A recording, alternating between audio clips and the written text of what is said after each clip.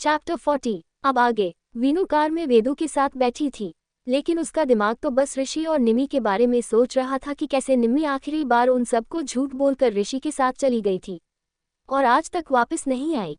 उधम, वीनू, विवान अपने सारे सोर्सेस का इस्तेमाल कर चुके थे, लेकिन फिर भी कोई खबर नहीं थी निम्मी की उनके पास। वेदू वीनू से सवाल करती है, मम्मा ये निम्मी कौन है? आप उन्हें क्यों ढूंढ रहे हैं? वीनू वेदू की ओर पलट कर देखती है। वो अपने गुस्से को साइड कर बड़े प्यार से वेदू के बाल सहलाते हुए बोली, वो तुम्हारी मासी माँ हैं, जिसके बारे में तुम्हारे डैडी बात करते हैं। वेदू मासूमियत से बोली, फिर वो हमारे साथ क्यों नहीं रहती?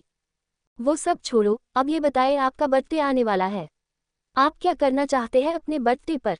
वेदू खुशी से बोली, हम एक ग्रैंड बर्थडे पार्टी रखेंगे। मैं उसने अपने न्यू फ्रेंड्स जानवी और निवांश को भी बनाऊंगी।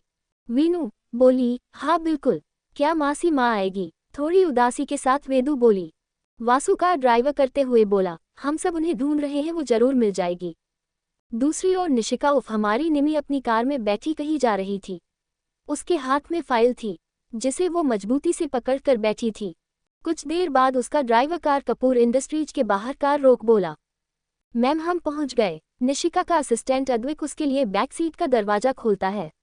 निशिका हिम्मत कर कार से बाहर अपना कदम रखती है। वो ऋषि की बात मान यहाँ विवान से ही मिलने आई थी, उसका रिएक्शन देखने आई थी। निशिका हिम्मत कर कंपनी के अंदर चली जाती है। उसके पीछे अद्विक रिसेप्शन पर जा बोला, हमारी विवान कपूर के साथ मीटिंग है। रिसेप्शनिस्ट बोली, सर फिलहाल मीटिंग में है, आप 10 मिनट उनके केबिन में वेट कर सकते हैं। इतना बोल वो केबिन का रास्ता बता उन्हें वह जाने को कहती है। दोनों कुछ देर बाद केबिन के बाहर खड़े थे।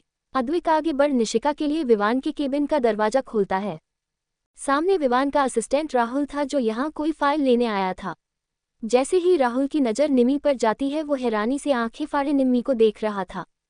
उसे अपनी आंखों पर यकीन नहीं हो रहा था कि जिस निम्मी को वो लोग पिछले 7 सालों से ढूंढ रहे हैं, वो ऐसे अचानक से आकर उसकी आंखों के सामने खड़ी होगी। राहुल के हाथ से फाइल छुटकर नीचे जमीन पर गिर जाती है। राहुल जल्दबाजी में बोला, आप बैठिए, मैं सर को बुलाकर हूँ।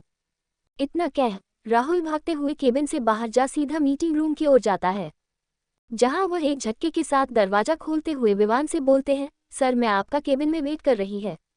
लेकिन विवान गुस्से में आकर बोलता है, यह क्या बेहुदा हरकत है, यह मीटिंग रूम है और मीटिंग रूम में तुम्हें पता है ना, मुझे इस तरीके से दखलंदाजी पसंद नहीं।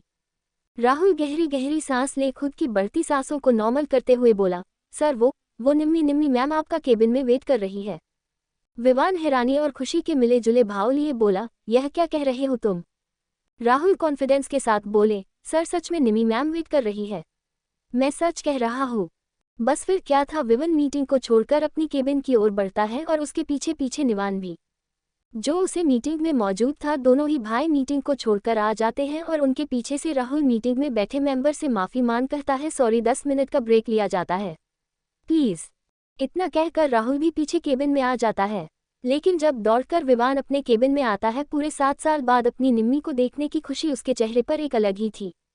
लेकिन जैसे ही वह केबिन में जाता है, ना वहाँ निम्मी थी और ना ही अद्विक। विवान की मुठियाँ कस जाती हैं। विवान पीछे पलट कर अपने पीछे खड़े राहुल से कहता है, राहुल ये क्या बेहुदा हरकत है, मेरे साथ प्रैंक करने की सजा जानते हो ना तुम। ये सुन राहुल कंडीशन में अंदर आकर देखता है, सच में वहाँ कोई नहीं था। फिर राहुल हैरानी से बोलता है, नहीं सर मैं सच कह रहा हूँ, मैंने निम्मी मैम को यहाँ देखा है और उनके साथ में एक लड़का और था।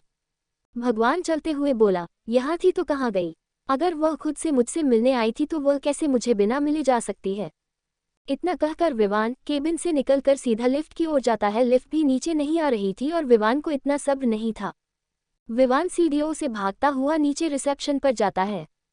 वह गुस्सा में रिसेप्शनिस्ट से पूछता है, मुझसे मिलने को आया था? रिसेप्शनिस्ट विवान को गुस्से में देख डर जाती है। सभी जानते थे कि विवान का गुस्सा कैसा है। उस बेचारी को लगा कि उसने उन्हें अंदर भेज गलती कर दी है। वो अपना सर हल्के से हाँ में हिला देती है। विवान उसके सामने अपनी और निम्मी की शादी की फोटो अपने फोन में दिखते हुए बोला, क्या ये थी वो?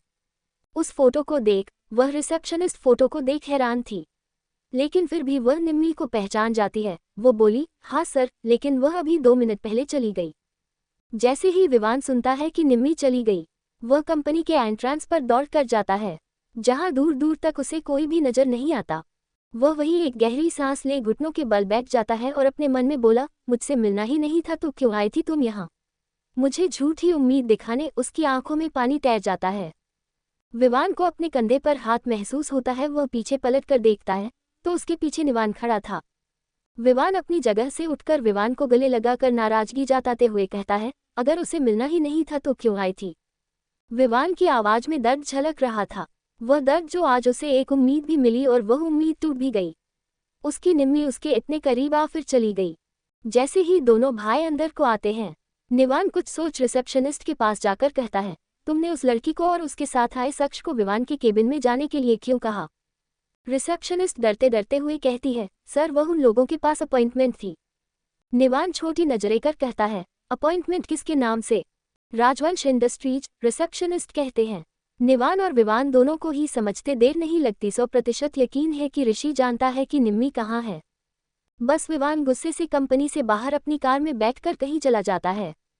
दूसरी ओर निम्मी अपनी कार को फुल स्पीड में चलाई जा रही थी। शहर से बाहर सुनसान इलाके में निम्मी अपनी कार रोकती है और कार की सीट से अपना सर टिक्का कर बैठ आंखें बंद कर स्टीयरिंग को मजबूती से पकड़ खुद से कहती है, आई एम सॉरी विवान, मुझ में हिम्मत नहीं है मैं तुम्हें फेस कर पाऊँ। तुम्हें सच बताने की हिम्मत नहीं है। मैंने तुम्हें तुम्हारे बेटे से दूर रखा है। मुझे नहीं पता तुम यकीन करोगे या नहीं करोगे कि निवांश हमारा बेटा है। सॉरी। निम्मी कुछ देर ऐसे ही बैठे रहती है। उसकी आंखें बंद थी पर आंखों के किनारों से आंसू बह रहे थे जो उसकी दर्द को तकलीफ को बयां कर रहे थे जिसे वह सबसे पिछले 7 सालों से छिपाती आ रही है। कहीं ना कहीं उसे भी तकलीफ थी, दर्द था उसके दिल में, अपनी फैमिली को छोड़ने का, विवान को उसके बच्चे से दूर रखने का। एक गलतफहमी ने उन्हें इतनी दूर लाकर खड़ा कर दिया कि निम्मी चाह कर भी हिम्मत नहीं कर पा रही है वापस जाने की।